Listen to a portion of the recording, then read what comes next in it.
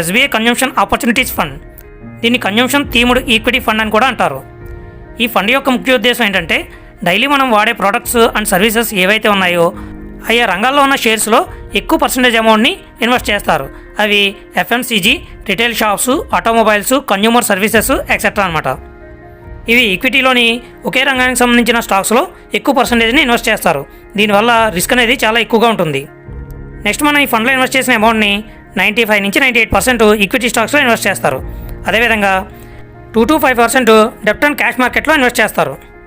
అందువల్ల ఎవరైతే వారి అమౌంట్ని 5 నుంచి 7 సంవత్సరాలు లాంగ్ టర్మ్లో పెట్టాలనుకుంటున్నారో వాళ్ళు ఈ ఫండ్లో ఇన్వెస్ట్ చేయడం ద్వారా ఫ్యూచర్లో మంచి రిటర్న్స్ని పొందవచ్చు.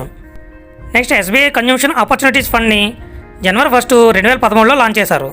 దీని ఫండ్ వాల్యూ వచ్చి 3,219 కోట్లు, అంటే అంతమంది ఈ ఫండ్లో ఇన్వెస్ట్ చేశారనమాట. నెక్స్ట్ దీని ఎన్ఏవి 350.6గా ఉంది. దీని రిటర్న్స్ చెక్ చేసినట్లయితే లాస్ట్ 1 ఇయర్లో 6%, లాస్ట్ 3 ఇయర్స్లో 15.9%, లాస్ట్ 5 ఇయర్స్లో 18.6గా ఉంది.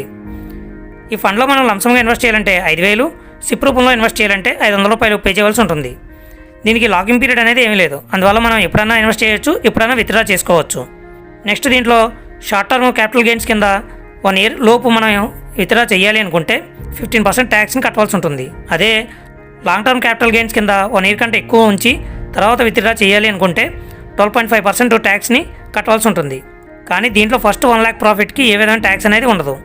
దానిపైన వచ్చిన దానికి మాత్రమే ఈ ట్యాక్స్ అనేది వర్తిస్తుంది.